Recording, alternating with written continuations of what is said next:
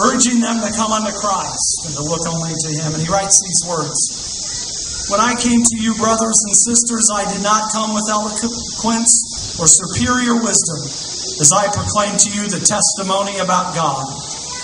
For I resolved to know nothing while I was with you except Jesus Christ and Him crucified. I came to you in weakness and fear and with much trembling.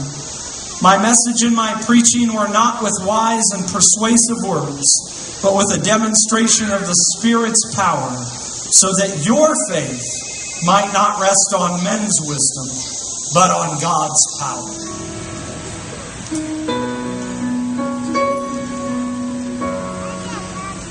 There's a peace I've come to know, though my heart and flesh may fail. There's an anchor for my soul. I can say it is well.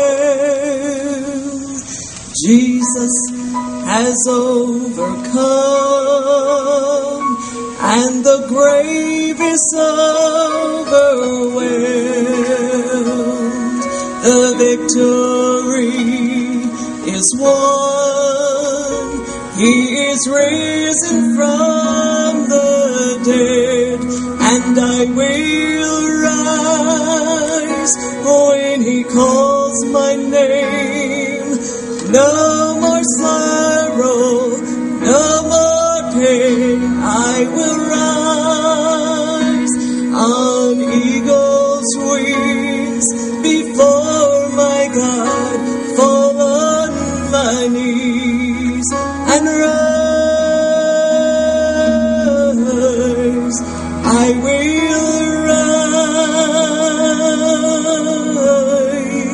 rise. There's a day that's drawing near, when this darkness breaks to light, and the shadows disappear,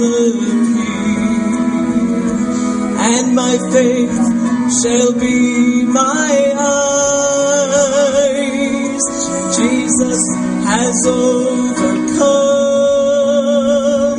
and the grave is overwhelmed. The victory is won. He is risen from the dead, and I will rise when He calls my name. No more sorrow, no more pain. I will rise on eagle's wings before my God, fall on my knees and rise. I will rise,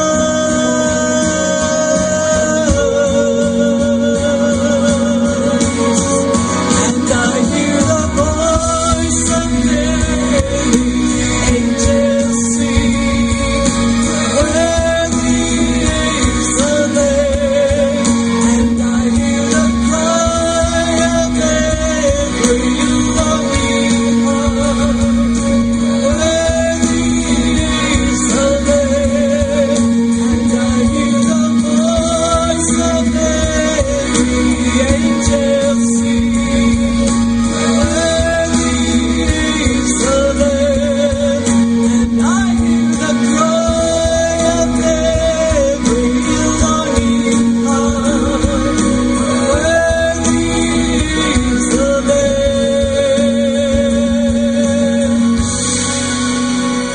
I will rise when He calls my name. No more sorrow, no more pain. I will rise on eagle's wings before my God, fall on my knees and rise. I will rise. I will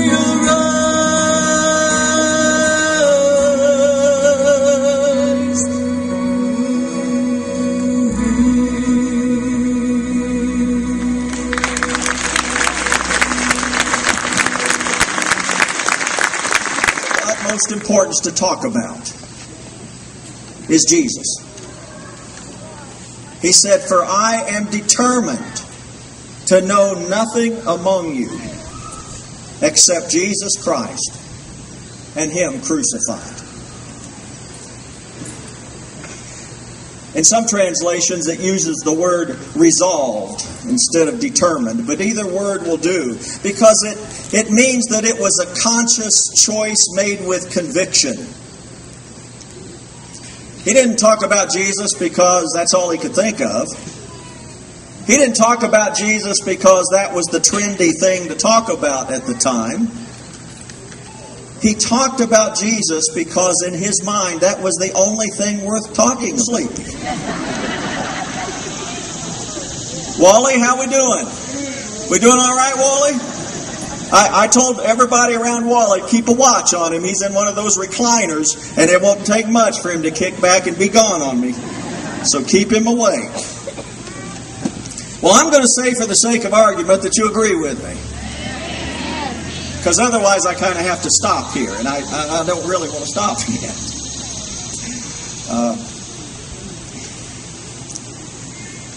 The problem is, once we agree that's what we need to do, give people Jesus, the question is, how do you do it? How do you give people something that they don't know they want? That's a problem. That's a real challenge. How do you give somebody something that they don't know that they want? To those same people, and I'm going to give them Jesus.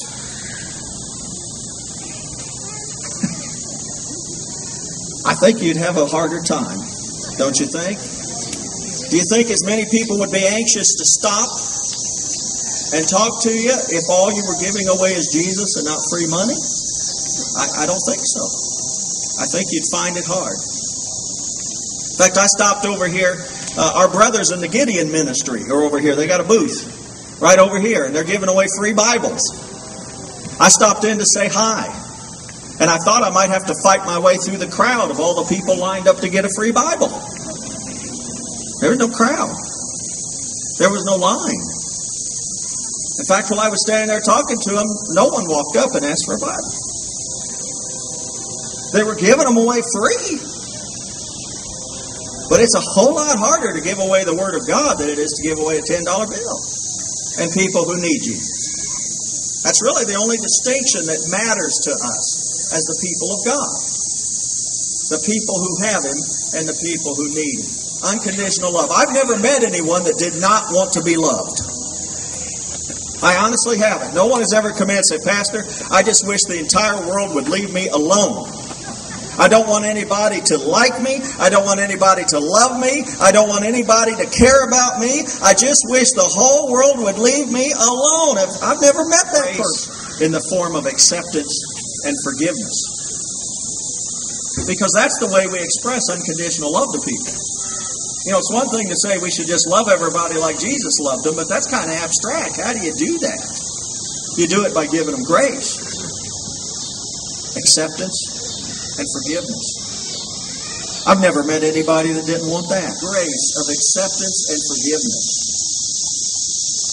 We will be doing the thing that is most important for us to do. Give them Jesus.